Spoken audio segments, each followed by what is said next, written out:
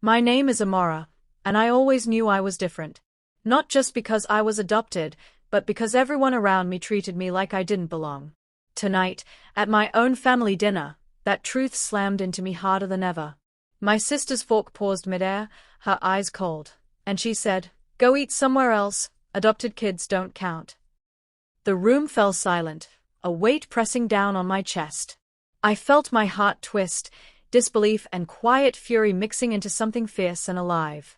I remembered every moment of my life where I had tried to earn their love, birthdays ignored, achievements brushed aside, and endless comparisons to my biological siblings. I had dreamed of a night where I was treated as one of them, as family, as someone worthy. Instead, I was shoved to the side, humiliated, and marked as less than. The laughter and whispers around me blurred into a haze. I gripped my napkin until my fingers ached, my mind racing. This wasn't the first time they had tried to make me invisible. But tonight, I promised myself silently, it would be the last. Something had shifted in me. That quiet, overlooked girl would no longer stay in the shadows. I glanced at my parents, their faces betraying the tension they tried to hide. My adopted status had always been a secret they carried like a burden, one I had never chosen, but one I would now turn into my strength. And in that moment, as my sister smirked with cruel satisfaction, I vowed, they would regret the night they tried to erase me. During a family dinner, Celeste pointed at me and said, "Go eat somewhere else. Adopted kids do not count." I froze, my fork suspended in mid-air. The room fell silent, every gaze landing on me like sharp knives. My parents sat there, nodding politely, smiling awkwardly as if nothing had happened. I could feel the heat rise in my chest, a mixture of humiliation, confusion, and anger. All my life I had been different, yes, but I thought family dinners meant acceptance, even for an adopted child. I had been raised by loving parents who had promised me that blood did not matter. But tonight, in this perfectly lit dining room filled with laughter and clinking silverware, those words made me realize that some people could never see past the surface. I looked around at the family who had shared my childhood, some of whom I had called cousins. Celeste's smirk was deliberate, rehearsed even, as though she had practiced this moment. It was not a slip of the tongue. It was a statement, a declaration of her superiority, a way to remind everyone who the real bloodline was. I felt the sting in my chest, not just because of the insult, but because my parents did nothing to defend me. I swallowed hard, my eyes burning. I could feel the tears threatening to fall, but I pushed them back. I would not cry. Not tonight, not in front of them. I reminded myself of everything my adoptive parents had taught me, of the love they had shown me in quiet moments when no one else was looking. That love had built me up, it had shaped me, and no words from Celeste or anyone else could erase it. I could feel the anger simmering inside me, a quiet, steady fire. I clenched my fists under the table and vowed that this moment would not define me. I would not be the invisible girl, the one who sat silently while others were celebrated for the accidents of birth. Tonight I would take note of their cruelty. I would remember their faces, the way they laughed, the way they thought they could humiliate me without consequence. And in that moment, as Celeste turned her attention elsewhere, I made a silent promise. One day they would see that the love and strength I had were not less because I was adopted. One day I would not be the target of their mockery. One day I would stand taller than anyone in that room, and they would remember my name with respect, not disdain. The rest of the dinner passed in a blur. I ate slowly, carefully, as if my movements could shield me from the sting of their eyes. I listened to Celeste chatter, my parents nodding, and I catalogued every slight, every smirk, every whisper. Each one became a note in the ledger of my resolve. By the time dessert was served, I was quiet but unbroken. My plate had been filled with crumbs of what they valued, but inside, I felt a different kind of fullness. I had discovered something no one could take from me. I had discovered my own strength. As I left the table that night, I held my head high, my steps deliberate. The fire inside me burned brighter with every movement. This was not the end of my story. It was the beginning of a journey that they could not control. I would show them that being adopted did not make me weaker. It made me unstoppable. I stayed at the table, my hands folded in my lap, forcing myself to breathe evenly, forcing myself to stay calm while the world around me seemed to mock my very existence. Every word Celeste had spat at me echoed in my ears, reverberating against the walls of my chest. I refused to react, refused to give them the satisfaction of a tear or a quiver in my voice. Instead, I looked, and I saw. I watched the way my sister's eyes darted around the room, quick glances to see if anyone noticed her cruelty. Her lips curled into that same smug smile she always wore when she believed she had the upper hand. I could see the subtle twitch in her fingers when she thought no one was paying attention, the slight falter in her posture when our parents laughed at her words. She projected confidence, but it was fragile. I could see it. My parents, who had always been my anchors, my protectors, looked like strangers tonight. They laughed nervously, the sound hollow and forced, a soundtrack to the humiliation I had just endured. They did not correct Celeste. They did not lift a finger to defend me. Yet beneath their laughter, I could sense a flicker of fear, a tiny crack in their composed exterior. Perhaps they were afraid of what I might do, or perhaps they were afraid of their own daughter's vindictiveness. Either way, I catalogued everything, every glance, every pause, every shift in weight, as though I were recording evidence for a moment that had not yet arrived. I forced myself to sit still, to remain calm while my mind worked furiously. I was not thinking of revenge, not yet. This was survival. I had learned early that being adopted in a family that valued blood over love meant navigating minefields of prejudice, of subtle insults hidden behind smiles and polite conversation. I had grown accustomed to them, to their whispered jokes, to their intentional omissions. But tonight, something changed. Tonight, I realized that quiet observation could become power. I noticed the way Celeste's arrogance depended entirely on the audience she created. Without them, without the room to validate her, she seemed smaller, her voice just words without weight. I saw how my parents' fear manifested in their constant glances at each other, the tight lines forming around their mouths when they thought I was not looking. I remembered all the dinners, all the holidays, all the moments I had been pushed aside, and I felt a steady clarity emerge from the simmering hurt inside me. With every passing minute, my plan took shape, not as a list of steps but as a feeling, a certainty that I would not remain powerless. I would observe, I would learn, I would wait. I would gather the pieces of every slight, every injustice, every word spoken in cruelty or in ignorance, and I would use them. Not to destroy, not to hurt, but to reclaim. To show them that my place in this family was not less than anyone else's simply because I was adopted. The dinner continued, the chatter around me a blur. Celeste prattled on about trivial matters, my parents nodded along, and other family members laughed at jokes I could not remember hearing before. I stayed quiet, polite even, smiling when necessary, but inside I was constructing a map of their behaviors, marking weaknesses, noting patterns. I discovered that Celeste relied on my parents' approval more than she wanted anyone to see. I realized that their authority was performative, a mask they wore to cover uncertainty. I began practicing my own restraint, the art of appearing small while my mind expanded with possibilities. I tested myself with subtle exercises, thinking about how I might respond if someone tried the same insult again. I imagined conversations in which I held my head high and my words sharp but not cruel. I considered moments when I would speak and they would have no answer, when my calm would unbalance them more than any shouting ever could. By the time the meal ended, I felt a quiet power simmering beneath my ribs. It was not loud. It was not dramatic. It was a stillness, a readiness, a fire contained yet burning. I knew that every move they had made against me, every word they had spoken to diminish me, had only prepared me for this. They had given me the knowledge of their weaknesses. They had shown me the cracks in their armor. As I helped clear the table, carefully stacking plates while keeping my thoughts organized, I made another silent vow. I would not let this moment define me.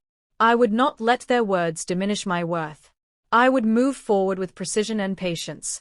The time for reaction would come, but it would be on my terms. I would reclaim my place, not through confrontation in this moment, but through strategy, through observation, through understanding the very dynamics that had allowed them to feel powerful over me. Walking to my room later that evening, I carried with me a quiet certainty. I was not angry in the way the world expected me to be. I was thoughtful.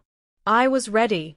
I had learned that the best power often came from those who waited, who studied, who understood that reaction without reason could be a trap. And I would not fall into it. I looked at my reflection in the mirror, my eyes tracing the lines of determination etched across my face. For the first time, I saw beyond the hurt, beyond the cruelty. I saw a version of myself who was capable of reclaiming dignity, who was capable of standing tall even when the world tried to keep her small. The room was silent, my reflection unjudging, and in that silence, I made another vow: they would not see me as powerless again. The clinking of cutlery echoed softly around the dining table, blending with the low murmur of conversation and forced laughter. I sat there, hands folded neatly in my lap, pretending not to notice how every plate had been filled except mine. The smell of roasted chicken and seasoned vegetables hung heavy in the air, a mix of comfort and mockery. My stomach twisted, not just from hunger, but from the bitter taste of humiliation. When the serving tray finally came my way, it looked nearly empty. A few scraps of chicken clung to the bone, bits of vegetables swam in a puddle of cold gravy, and one burnt piece of bread sat at the edge like an afterthought. My sister Celeste passed it to me without looking up, her lips curved into a smile that was not kind.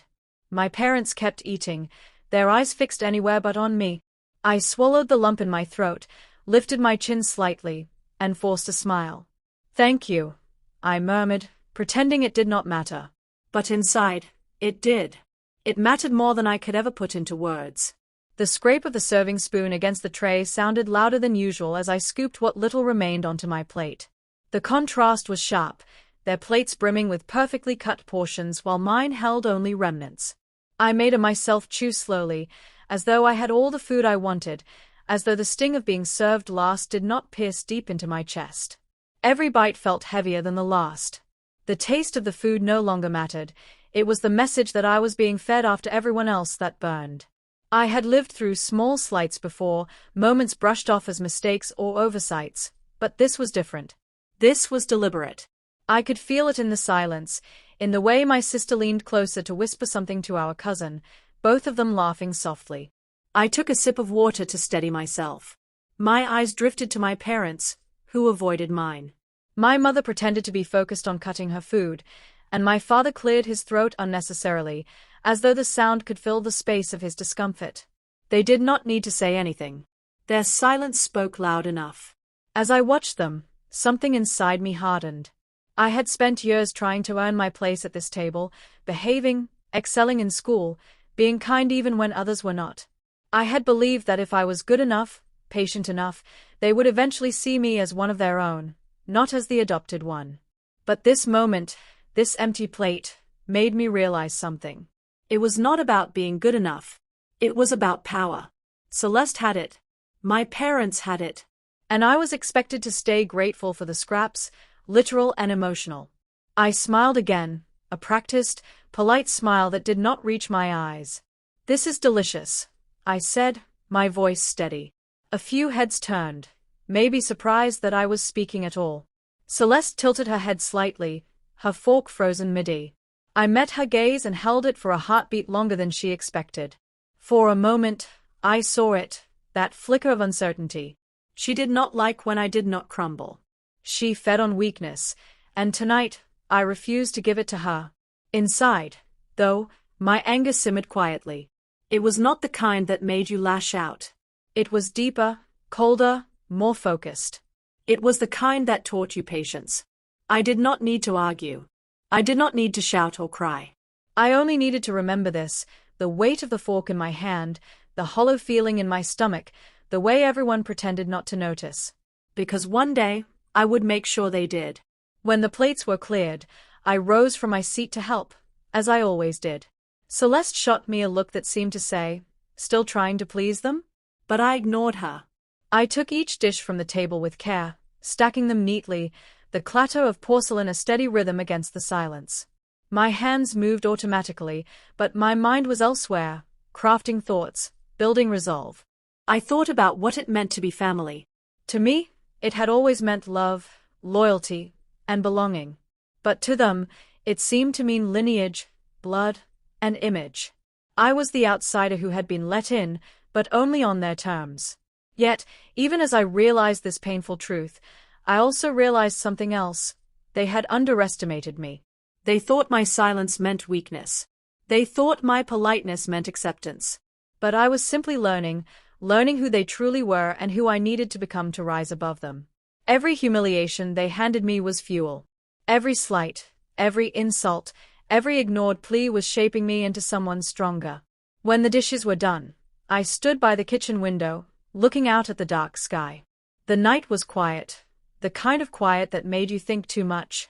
My reflection stared back at me in the glass, tired, yes, but steady. I whispered softly, "One day, no one will question my worth." The words felt strange at first, like something I was not supposed to say aloud. But as they lingered in the air, they grew stronger. I said them again, firmer this time. "One day, no one will question my worth." In that moment, I made myself a promise, not to prove them wrong, but to prove myself right. I did not need their approval. I did not need their acceptance. What I needed was the strength to build something beyond their limited idea of love and belonging. That night, when I went to bed, I did not cry. I did not replay Celeste's words or my parents' silence. Instead, I imagined a future where I did not have to sit at their table, waiting to be served last. A future where my name, my worth, and my place were not given to me out of pity but earned through resilience. The image comforted me. It was distant, but it was mine. And for the first time in years, I fell asleep not as the forgotten daughter, but as the girl who had decided she would never be forgotten again. The quiet hum of the house after dinner seemed louder than usual. I sat alone in the living room, the empty plates cleared away, and let my mind wander back to the moments I had tried so hard to belong. They were small incidents at first, easily dismissed to anyone watching from the outside. But each one had left a mark, an invisible scar that had built up over the years. I remembered my 7th birthday. My parents had said I could not have a party, claiming there were too many other things to worry about. Celeste had her own party that year, complete with balloons, cake, and friends, while I had been given a small cupcake and a quiet corner to sit in alone. I had tried to smile, tried to pretend it did not hurt, but the sting of exclusion had clung to me long after the candles were blown out. School events were worse. I watched from the sidelines as my sister attended concerts, plays, and sports days, always celebrated, always cheered for. I never received an invitation, never received the encouragement to participate. My parents had called it not being convenient, but I had known the truth. I was never meant to be the center of attention. I was meant to observe, to serve, to fade into the background. Each memory played like a reel in my mind, not just painful but illuminating. I saw patterns, a clear line of favoritism, neglect, and dismissal. Every skipped celebration, every ignored achievement, every whispered comment that I could hear but they thought I could not had shaped me into someone who was learning to hide strength behind silence. I realized that even when they tried to make me small, there was a part of me that refused to obey. In the quiet corners of my mind, I had nurtured a fire, a determination that did not flicker no matter how many times it had been buried. Their cruelty had been constant, but so had my resilience. I had learned to endure, to observe, to think strategically. Every insult had been a lesson in patience, every rejection a lesson in self-reliance. The memories were vivid now. I remembered the summer we went to the beach. My parents had insisted only Celeste could go with her friends. I had stayed behind, doing chores and watching from the porch, the sun warm on my back but the coldness of exclusion heavier on my heart. I had cried quietly that evening, not because I did not love my parents, but because I understood even then that I had no voice in the decisions that affected me. I thought of school award ceremonies where my sister had been celebrated for grades or talents while my achievements went unnoticed. Each time I had smiled for her, clapped for her, praised her from the audience, my chest had ached. I had learned early that recognition was a luxury I would rarely receive from my family. But tonight, sitting there after dinner, after the cruel words, the empty plate, and the laughter that was never mine, I understood something important. These moments, painful as they were, had prepared me. They had made me aware of the ways people could underestimate me, the ways cruelty could disguise itself as normalcy. They had made me recognize the subtle tools of manipulation and control that my family wielded. And they had shown me the one thing no one could take from me, my resolve.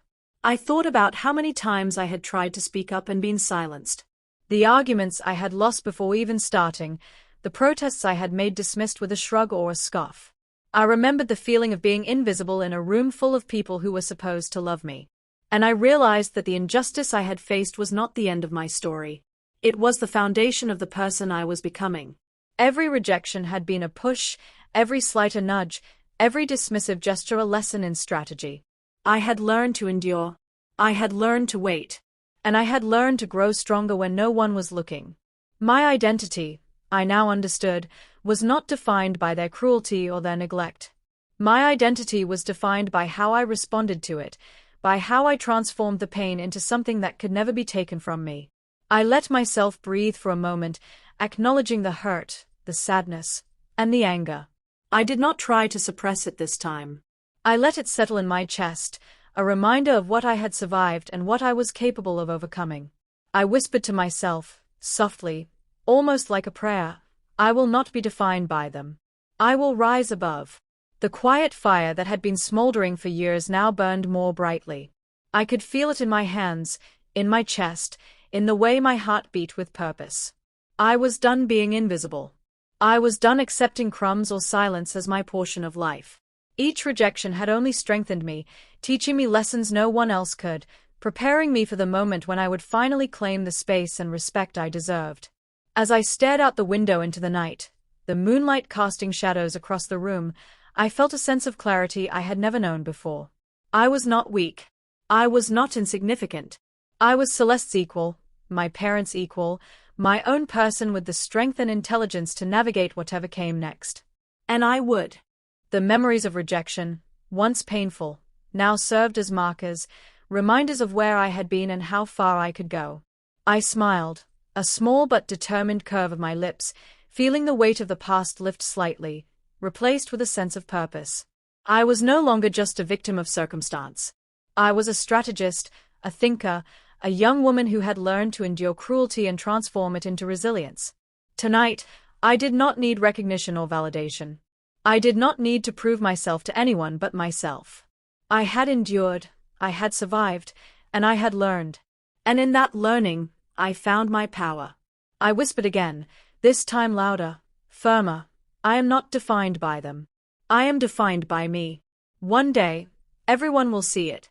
And in that whisper, I felt the promise of the future, a future where I would no longer be ignored, where my worth would never be questioned, where my voice would finally be heard. For the first time in a long time, the memories of rejection did not hurt. They guided. They strengthened. They taught me that I had everything I needed to rise above. And I would. I started with small things, almost imperceptible to everyone else but monumental for me. I stopped waiting for permission for things that were mine to decide. When it came to the family dinner table, I chose my own seat. Not the one assigned to me with a pointed glance or a sigh, but the one where I felt I had the right to be. My hands rested firmly on the edge of the table, my posture straight, my eyes steady. The shift was small, subtle, but I could see it in the way my sister's smirk faltered for a brief moment. At first, I felt guilty. After all, I had spent so many years trying to blend in, to not be a disruption, to earn the smallest shred of recognition. But tonight, the guilt dissolved as I felt the strength in my own spine. I realized that asserting myself did not mean rebellion for rebellion's sake. It meant reclaiming the dignity I had been denied for so long. Every word I spoke, every choice I made, carried the weight of years spent being overlooked. When Celeste tried her usual jabs, her sarcasm sharp and calculated, I answered. Not with yelling or tears, not with the explosive reactions they had come to expect from me. I answered with calm, precise words that carried authority I had quietly nurtured over years of observation. I hear you, I said once, letting the statement linger like a light curtain of resistance. But I think I will do it my way. She blinked. Hesitation. A pause. It was fleeting, but it was victory. My parents noticed too. Their eyes flickered between me and Celeste. 4 decades, they had taken my silence for compliance, my quiet endurance for weakness. Tonight, they had to reconsider. They could not ignore the subtle defiance that ran through my tone and stance. I was not loud or confrontational, but the confidence radiating from me was undeniable. For the first time, I sensed their uncertainty. I began to apply these small acts in other ways. I chose my own clothes without waiting for approval or critique. I spoke up during conversations about family matters, my opinions offered clearly and with reason. I asked questions that mattered to me, questions that showed I was engaged, intelligent, and deserving of attention. And slowly, the reactions came. Raised eyebrows, sideways glances, the faintest flush of irritation on my sister's face. The subtle acknowledgement that I was no longer just a shadow in the room. Even in the kitchen, when I prepared a dish for the family, I did it my way. My parents noticed the care I put into every detail. They could not dismiss it as easily as they had before. Every compliment that came, however small, felt like a victory, not because I needed their praise but because it was evidence that the world could no longer ignore me entirely. I found empowerment in the little things that had once been controlled by others. Picking my own dessert from the tray instead of waiting for leftovers. Sitting where I chose instead of where I was told. Speaking when I had been silenced. Each act felt revolutionary in the context of a lifetime of subjugation. These moments of defiance were quiet but unyielding. It was not easy. Doubts crept in. Old habits of meekness tried to reassert themselves. I caught myself flinching at my sister's sharper comments, almost returning to the meek girl I had been. But I reminded myself of every instance where I had endured, where I had observed and learned.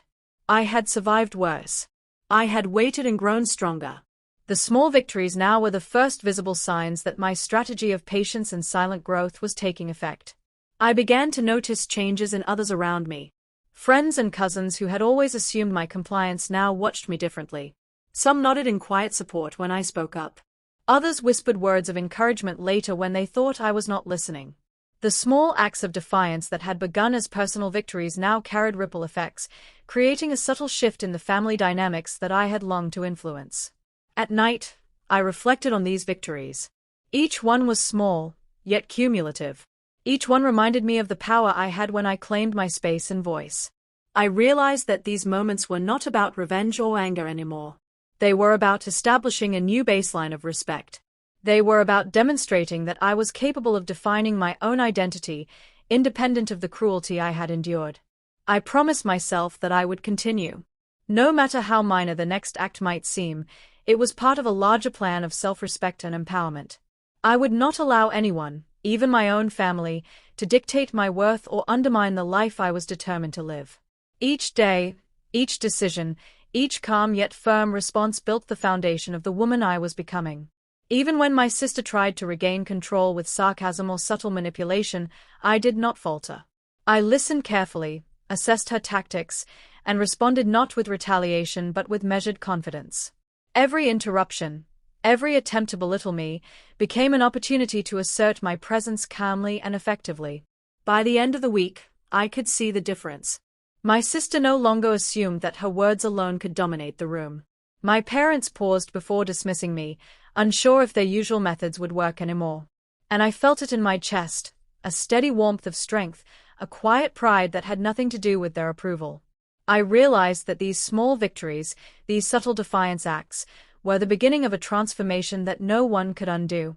I was taking my life, my dignity, and my voice back piece by piece. And the more I practiced, the more natural it became. I no longer questioned my right to speak, to choose, or to assert myself. As I prepared for the next family dinner, I carried the confidence I had built silently over the week.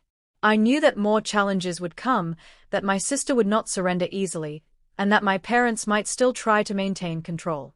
But I also knew that every subtle act of defiance had trained me, strengthened me, and reminded me that I was not powerless.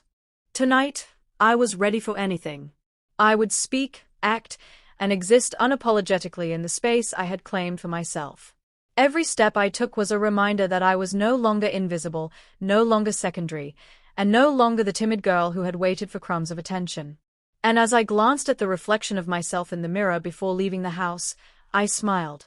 Not a smug or vengeful smile, but a quiet, unwavering acknowledgement of my own strength. I whispered softly to myself, I am here. I am worthy. I am no longer overlooked. Have you ever been underestimated by someone who should have loved and supported you? Share your story in the comments below, like this video if you relate, and subscribe for more stories of courage, resilience, and standing up for yourself. I spent hours thinking, reflecting, and trying to untangle the knot of shame and anger that had been tied around me for years. I realized I could not face the family alone, not yet. I needed support, people who saw me for who I was and not the story my sister and parents had written about me. So I reached out quietly, one message at a time, one call at a time, to friends who had always respected me, mentors who had once encouraged me, and even distant relatives who had seen how I had been treated but never had the courage to intervene. Every conversation reminded me of my worth. I listened to stories of my resilience that I had forgotten, to memories people shared where I had shown strength, intelligence, and kindness. They reminded me that the humiliation I felt at the dinner table was not a measure of who I truly was. Each word from someone who believed in me, each memory they shared, became a brick in the foundation of my renewed confidence.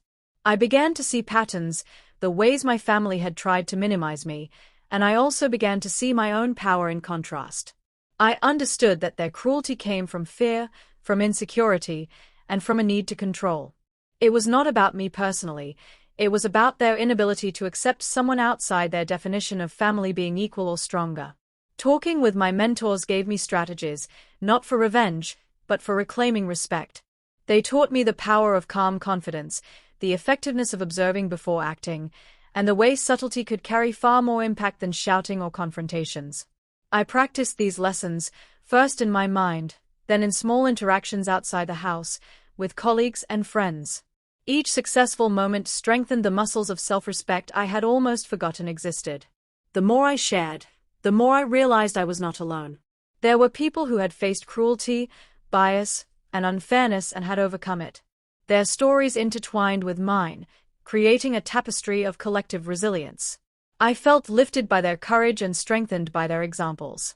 I understood that family may define you in their eyes, but it does not define you in reality. I was more than the labels they had slapped on me, more than the whispered insults, more than the empty words of dismissal at the dinner table. In the quiet moments, I reflected on my childhood. I remembered being told that I was different, that I did not belong, that I was adopted and therefore lesser. I thought about how much those words had shaped my early life, how carefully I had avoided making waves, how I had silently endured. But now, with guidance, support, and wisdom from people who truly cared, I began to shed that weight. I was allowed to be angry, but more importantly, I was allowed to be proud of myself. Every phone call, every message, every meeting with someone who understood me reinforced the truth I had been avoiding. I was not defined by my family's cruelty, I was defined by my own actions and values.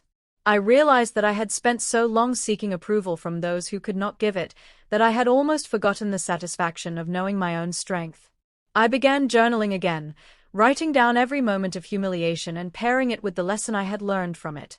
I wrote about the way my sister's words had attempted to diminish me and then wrote about how I had responded internally with patience, strategy, and self-awareness. I documented the small victories I had achieved in asserting my presence and the moments when my parents had paused in hesitation before dismissing me. Each entry became a reminder that I was building something far larger than any immediate retaliation or argument. I was building my own identity. As the days passed, I noticed changes within myself. I held my head higher when I entered rooms. I no longer flinched at the dismissive tone of my sister or the forced smiles of my parents. I spoke with clarity, choosing words that carried calm authority. I did not need to be louder than anyone else, I only needed to be confident. And slowly, I felt the chains of humiliation loosen around me, replaced with a quiet, simmering sense of self-worth that I had been denied for far too long. I also learned to celebrate myself. Small victories became monumental. Preparing my own meal without permission, choosing how to dress for family gatherings, asserting my opinion at discussions where I would have previously stayed silent. Each act was a reclaiming of space, a declaration that I existed beyond the role my family had assigned me. And every day, I felt the power of that choice strengthen me from within. I began to notice subtle shifts in the household. My sister no longer assumed that her words would immediately dominate the room. My parents paused, hesitated, as if unsure how to respond to the woman I was becoming. I knew they were watching, assessing, and silently adjusting to my newfound confidence. The quiet moments of defiance, combined with the inner strength I had cultivated, were beginning to transform not just how I felt but how I was perceived. Even when doubt crept in, I reminded myself of the support I had built.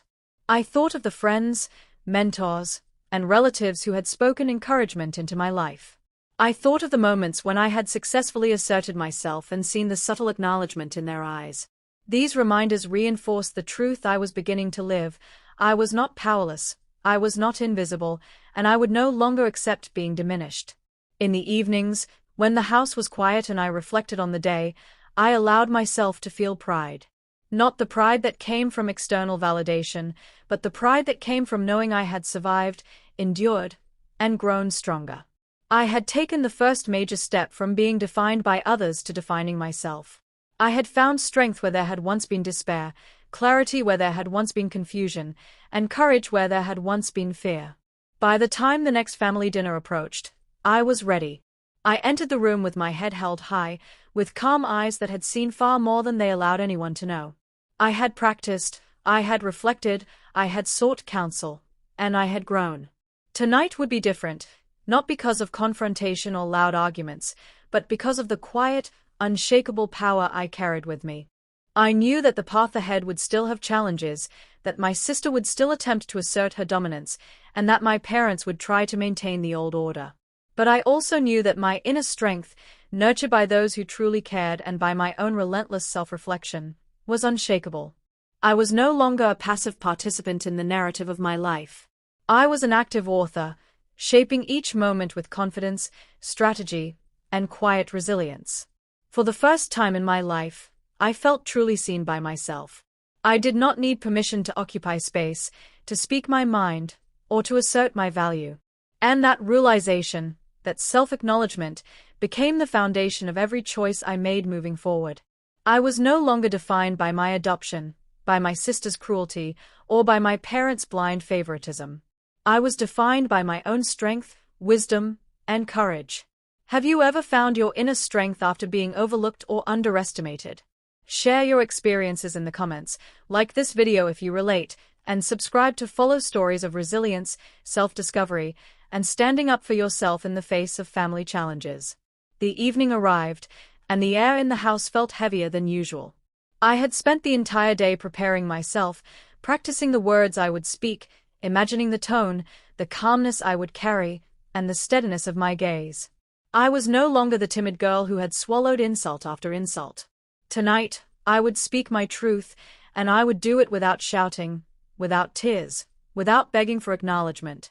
As we gathered around the dinner table, Celeste immediately gave me a sharp look, probably expecting the usual hesitation, the fear, the silent submission she had enjoyed for years.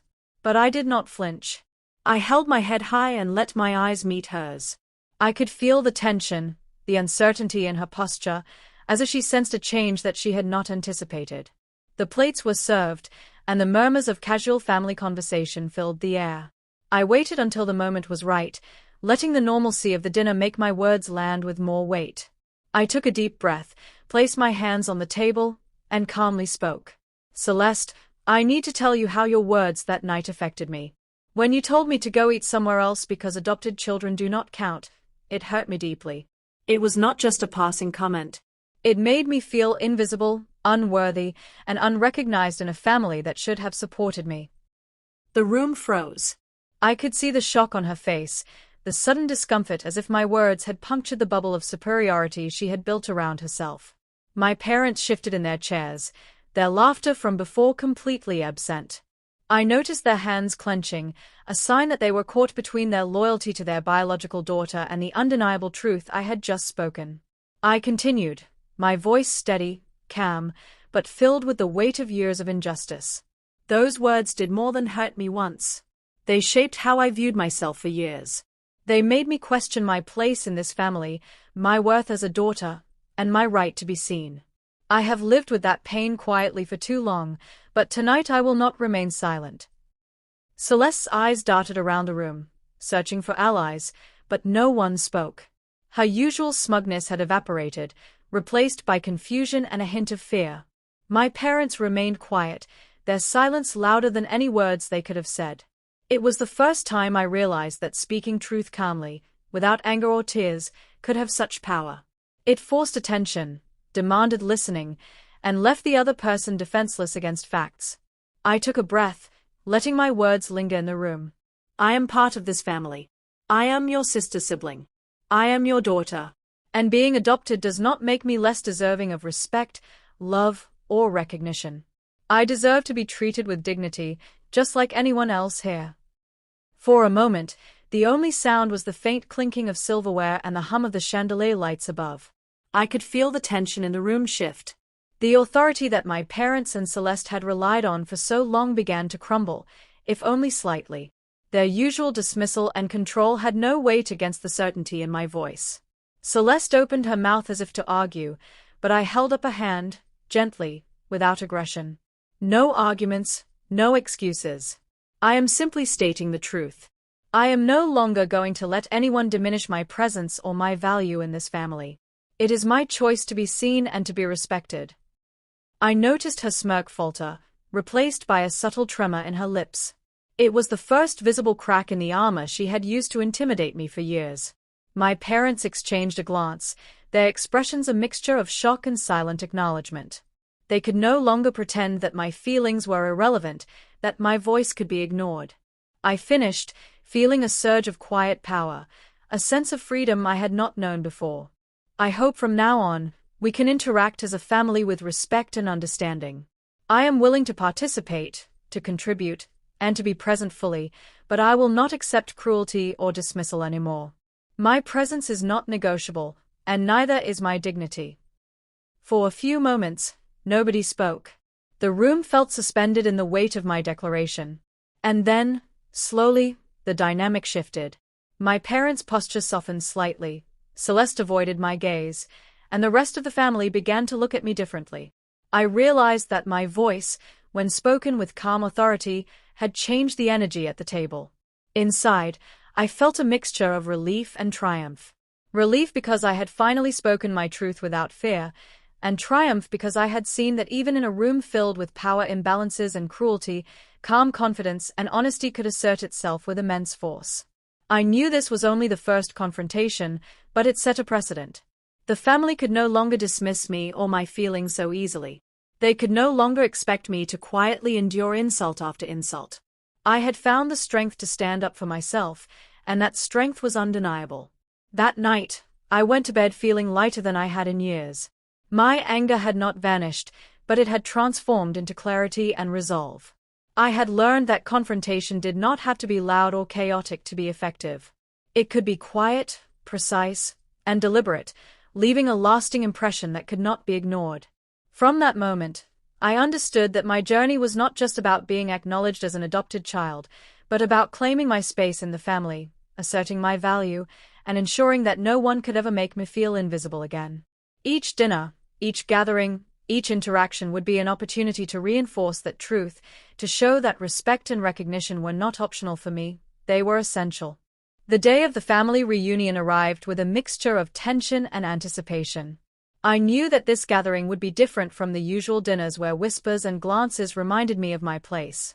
Today, I would be present as myself, not the shadow of my adopted status, not the quiet girl who waited for acknowledgement, but as Celeste's equal and as someone whose accomplishments demanded respect. I entered the room, walking with confidence, my posture straight, my head held high. The chatter paused for a moment as relatives and family friends noticed my presence. Some faces held curiosity, some surprise, and a few carried the faint shadow of guilt for underestimating me for so long. I smiled politely, letting the warmth in my demeanor contrast sharply with the cold words that had once defined my place in the family.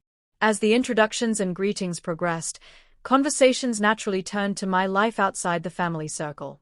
Aunts and uncles, some of whom had dismissed me silently for years, began asking about my education. I shared my recent graduation, the challenges I had overcome, and the professional milestones I had reached. Each word was deliberate, each sentence carrying the weight of proof that I had built a life defined by my own efforts and talents. Celeste tried to interrupt at first, making a casual remark meant to diminish my achievements. But I did not waver. I allowed her words to pass without acknowledgement, knowing that attention and respect were already shifting toward me. Guests leaned in, nodding, asking follow-up questions, and I answered each with clarity, poise, and pride. My accomplishments were no longer invisible. They demanded recognition, and people were eager to give it. The conversations naturally expanded to my career. I spoke about projects I had led, challenges I had overcome, and the recognition I had received in my field. People listened intently, impressed by the depth of my experience and the resilience I had shown. It was a moment of validation, not because I needed approval, but because the world outside our family had witnessed my worth long before my family finally began to notice. Celeste's smile, once so confident, began to falter. She shifted in her seat, her hands fidgeting slightly as envy flickered across her features. It was subtle but undeniable. I realized that my presence and my calm confidence were dismantling the hierarchy she had relied on for years. My achievements were not just accomplishments, they were statements that could not be ignored, proof that my place in this family and in the world was not negotiable. My parents watched silently, their expressions a mixture of pride, regret, and the dawning awareness that they had underestimated me for far too long. The awkwardness of past dismissals hung in the air, but it could not overshadow the genuine admiration I was receiving from everyone else. The energy of the room had shifted, and it was impossible for anyone to deny the truth of who I was. Guests began to approach me individually, offering congratulations and sharing words of encouragement.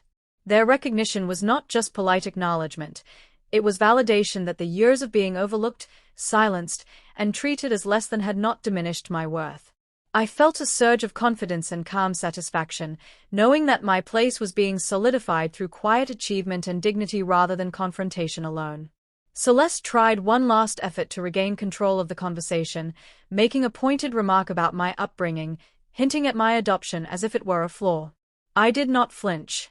I calmly responded, reminding the room that family connections are not defined by biology but by respect, love, and shared experiences. My words landed firmly, reinforced by the respect and attention I was already receiving from others. Her envy deepened, and I could see that she understood her previous power over me was gone. Throughout the evening, I continued to engage with family members and friends, sharing my journey, my ambitions, and the lessons I had learned. I spoke openly about challenges I had faced as an adopted child, but I did so with grace and strength, turning what had once been a source of humiliation into a source of inspiration.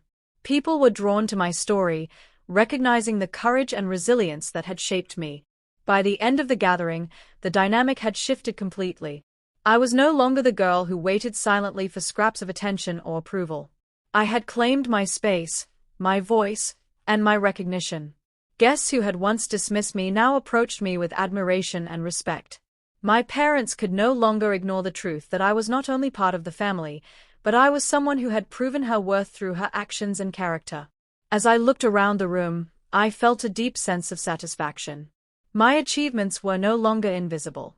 The envy on Celeste's face and the hesitant pride in my parents' eyes were evidence that the tides had changed. I realized that recognition, once earned, cannot be taken away. I had transformed every insult, every moment of exclusion, into fuel for my growth and confidence. The evening ended with small gestures of acknowledgement from relatives who had once overlooked me. They offered congratulations, invitations to future family events, and sincere questions about my work and aspirations. It was more than social approval. It was a confirmation that I had established my identity and value within the family, independent of anyone's favoritism or bias. As I left the gathering, I felt a quiet pride. The journey had been long and difficult, but the public recognition of my worth was a turning point. It was proof that dignity and perseverance could not be denied, that achievements and integrity ultimately commanded respect even from those who had previously dismissed me. For the first time, I truly felt the balance of power shift. My presence alone, coupled with my accomplishments, was a form of justice that did not rely on anger or revenge. I had claimed my space not by confronting hostility directly but by living fully, achieving openly, and maintaining unwavering self-respect. The morning after the last family gathering, I woke with a clarity I had never felt before. For years, I had let dinners, casual remarks, and the silent judgments of my family dictate my sense of self-worth. Every comment about my adoption, every comparison to my sister, and every invisible boundary they drew around me had chipped away at my confidence. But something had shifted. The recognition I received at the public gathering had ignited a fire within me. I realized that no one's opinion could define me unless I allowed it, and I was not going to allow it anymore. As I walked through my apartment that morning, I reflected on every dinner, every encounter where I had been dismissed, ignored, or belittled. I thought of Celeste pointing at me, telling me that I did not count, and of the way my parents had smiled awkwardly, pretending the cruelty did not exist. For years, I had internalized their behavior, believing that perhaps I was too different, too weak, or too inadequate. But now, looking at myself in the mirror, I saw someone unshakable, someone who had turned pain into strength, rejection into motivation, and humiliation into opportunity. My reflection did not show the girl who had been silenced. It reflected a woman who had reclaimed her power. I decided that from that moment on, I would set the rules for my life. Family gatherings would no longer be stages where I performed for approval or endured whispered mockery. I would attend on my own terms, speak my truth, and create boundaries that protected my dignity and the well-being of my emotional self. I resolved that the past would inform my decisions but never dictate my feelings. The first test came that weekend. A family brunch was scheduled, one of those traditional gatherings where my parents, my sister, and extended relatives expected everyone to play their assigned roles. In previous years, I would have arrived early, chosen a seat at the far end of the table, and endured the cold smiles and veiled jabs. This time, I arrived with a purpose. I chose my seat deliberately, not at the back or the edge, but in a place where I could participate fully, where my presence was visible and intentional. As I sat down, I noticed Celeste glancing at me, her expression a mixture of disbelief and irritation. I returned her look with calm confidence, refusing to shrink under her scrutiny. My parents noticed the difference immediately. Gone was the tentative, apologetic demeanor I had once displayed. Now, I was composed, steady, and unapologetically present. I could feel the shift in the energy around the table. The power dynamics that had been so carefully constructed by years of favoritism and intimidation were beginning to crumble. Throughout the meal, I engaged in conversations with relatives who had once ignored me or treated me as an afterthought. I shared my accomplishments, spoke about my work, and even discussed plans for the future. My words carried weight because they came from experience, effort, and earned confidence. People listened, not out of obligation, but out of genuine interest. I was no longer invisible. Celeste attempted to interject several times, making subtle remarks intended to undermine my authority or belittle my achievements. I did not react with anger. Instead, I responded with measured statements that emphasized facts and accomplishments. Each time she tried to assert dominance, I met it with calm certainty. I watched her expression change from smugness to uncertainty. The power she once wielded over the room, over me, was no longer effective. I also took care to set boundaries in my interactions. I politely declined to engage in conversations that would have invited arguments or emotional manipulation. I recognized that owning my power did not mean fighting every battle, but choosing which battles were worth my energy. I focused on those that reinforced my dignity, those that allowed me to stand firmly in my own truth. By doing so, I controlled the narrative. I no longer allowed my worth to be defined by what others thought or said. As the meal progressed, I noticed my parents' behavior. There was a subtle tension in their posture, a quiet acknowledgement that the child they had treated as secondary was no longer small. I could see moments of reflection in their eyes, fleeting glances that suggested awareness of the consequences of their favoritism. While I did not seek validation from them, it was satisfying to observe that their perception of me was finally beginning to align with reality.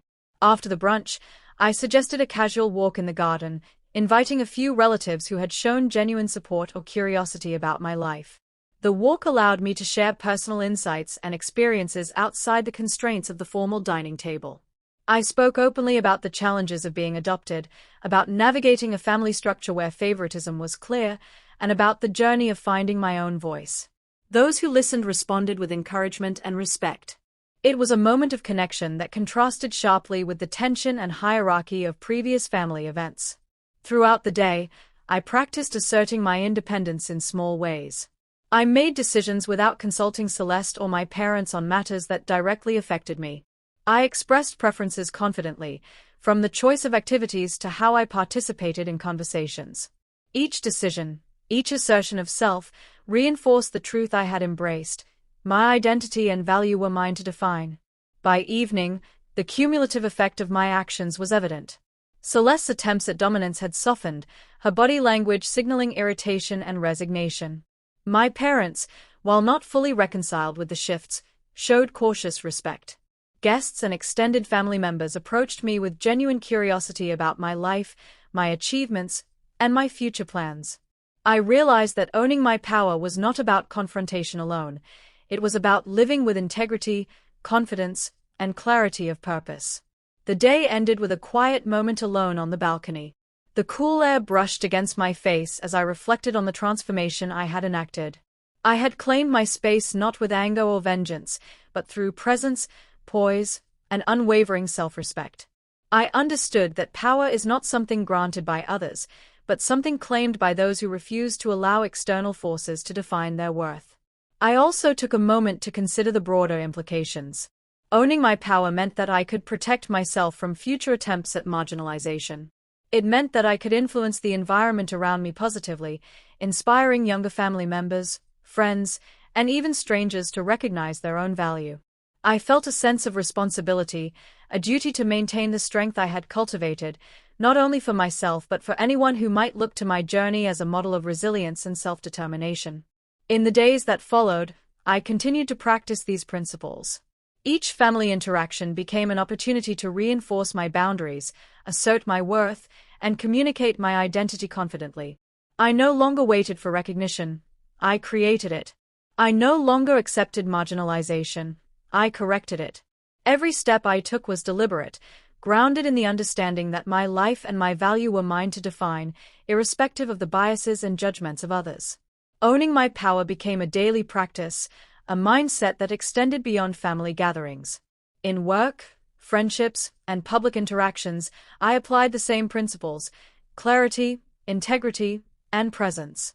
I discovered that the confidence I cultivated within the family sphere translated seamlessly into every aspect of life. The fire that had ignited within me during moments of humiliation was now a steady flame, guiding my decisions, strengthening my resolve, and shaping my future. By the end of the month, the change was unmistakable. My sister's smirks had been replaced with cautious acknowledgement, my parents' dismissive remarks were tempered with curiosity, and my own sense of self had solidified into an unshakable foundation. I realized that the journey of claiming my power was ongoing, but the shift in dynamics had already proven its transformative potential. Have you ever felt underestimated or marginalized by your own family? How did you claim your power and assert your worth? Share your experiences in the comments below. Like this video if you have ever had to rise above family favoritism, and subscribe to follow Celeste's journey as she continues to navigate family, identity, and self-respect while maintaining dignity and strength. The house was quiet that evening, the dinner dishes cleared, the clatter and chatter of the family gathering reduced to faint echoes in the hallway. I sat alone in the living room, the warm light from the chandelier falling across my face, illuminating a reflection that had taken years to recognize. For so long, I had believed the whispers, the pointed fingers, the subtle dismissals that made me feel small, insignificant, invisible. Being adopted had been something my family wielded as a weapon, a way to remind me that I did not fully belong. Celeste had been the sharpest blade, her words cutting deeper than anyone could see. Go eat somewhere else. Adopted kids do not count. The memory still sent shivers through me, but now it also reminded me of how far I had come. I remembered the first time I had stayed quiet at the dinner table, pretending to accept my place as the invisible child, silently building a fire inside that would not be extinguished. I recalled each meal, each insult, each moment of being overlooked, and how I had transformed that pain into determination. My mind wandered over the countless nights spent in my room, reading, learning, preparing myself for a life where no one could undermine me again. Every whispered insult, every dismissive glance, had been a lesson in patience and strategy. It had been a slow climb, but each step had been deliberate, each moment of observation a building block in my understanding of power, presence, and self-worth. By the time I faced Celeste at that large family gathering, I had evolved into a woman who understood the strength that comes from quiet confidence. I had spoken my truth without rage, asserted my achievements without arrogance, and established boundaries that others could not cross. Celeste's smirk had faltered the moment she saw I was no longer the same girl she thought she could belittle. My parents, once complicit in their favoritism, now had to reckon with a daughter who refused to accept the roles they had assigned. The shift in the room was palpable, subtle yet undeniable. The energy had changed. I was seen. I was acknowledged. I had reclaimed my space. Sitting in that quiet living room now, I allowed myself to breathe fully, to let the tension of years dissolve. I had not just survived the cruelty and neglect, I had thrived in spite of it. The laughter and validation that once belonged only to my sister and her allies had become irrelevant. I had built my own life, earned my own respect, and cultivated a presence that no one could diminish. The victory was not in public applause or in the faltering of Celeste's gaze. The victory was in the certainty I felt within myself. I was whole. I was powerful. I was unshakable. As I reflected, I realized that true triumph does not come from punishing those who wronged us. True triumph is in redefining the terms of our lives, setting boundaries, and living authentically. I no longer needed to wait for family approval or validation. I no longer allowed the shadows of the past to dictate my behavior, my confidence, or my choices. My achievements, my relationships, my daily actions were all expressions of a woman who understood her value and refused to surrender it. I thought about the moments of doubt that had once plagued me, the nights when I had questioned whether my worth was sufficient, whether I deserved love and recognition. And I smiled softly because I understood now that those doubts had been teachers. They had driven me to cultivate resilience, patience, and insight. They had forced me to observe, to listen, to understand not just my family's weaknesses, but my own potential. I had transformed vulnerability into strength, humiliation into determination, and neglect into motivation. Looking around the room, at the spaces that had once felt oppressive and limiting, I felt a sense of liberation. I had not only reclaimed my rightful place within the family structure, but I had also reclaimed myself. Every choice I made from this point forward would reflect the woman I had become, not the girl I had been forced to be. I understood that empowerment is not a fleeting moment. It is a daily practice of living with intention, refusing to yield to diminishment, and asserting one's presence unapologetically. Celeste's attempts to humiliate me now seemed like a distant echo, almost absurd in their futility. She had believed that words and appearances could control me, that her identity as a biological child granted her dominance. But I had learned that identity and worth are not determined by blood alone. My actions, my integrity, my courage, and my unwavering commitment to myself had earned me recognition that no words could take away. I was no longer a footnote in my own life. I was the author of my story, the director of my destiny, and the guardian of my dignity. I allowed myself a moment to savor the quiet pride that comes with overcoming systemic favoritism and family cruelty. There was no need for revenge, no need for vindication.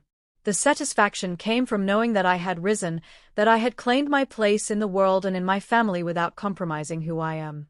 The journey had been long, and the lessons had been hard, but each step had fortified me. I understood that dignity is not given. It is taken and maintained with vigilance, awareness, and courage. As the evening drew to a close, I made a silent promise to myself that I would continue to cultivate this strength, not only for my own sake but for anyone who might witness it and find inspiration. I would continue to assert my presence, demand respect, and live authentically. I would teach by example that cruelty, bias, or neglect from those who should love us does not define us. Our worth is inherent, unassailable, and ours to uphold.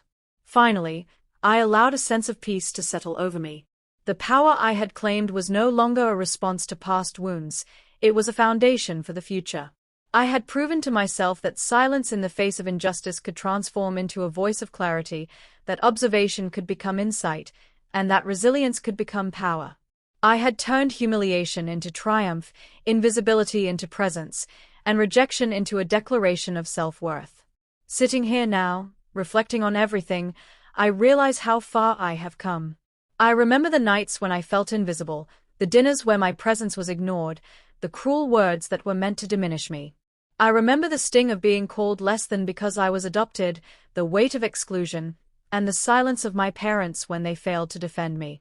Every moment of pain, every tear I shed, and every quiet humiliation has shaped me, but it has not broken me. Instead, it has forged a resilience I never knew I had, a strength that grows with every challenge and every triumph. I have learned that being treated unfairly does not define my worth, that the opinions of those who try to belittle me are not the measure of my life. My identity is not bound to their acceptance or approval. I am complete, powerful, and deserving of respect simply because I exist. What once felt like rejection and isolation has become fuel for determination. Every time I speak my truth, assert my presence, or honor my boundaries, I remind myself that I am in control of my story. I am the author of my own life, the guardian of my own dignity. I think about those who may be watching this story, those who have felt the sting of favoritism, exclusion, or cruelty from family members. I want you to know that your pain is valid, but it does not have to define you. You have the power to claim your voice, to assert your presence, and to rise above the limitations others try to impose. Strength is not the absence of hurt, but the courage to continue, the determination to stand tall, and the wisdom to build a life defined by your own terms. Celeste's journey shows that even when those closest to us try to diminish our worth, we can rise above, find our own power, and create a life of dignity. Cruelty can be endured, silence can be broken, and recognition can be earned.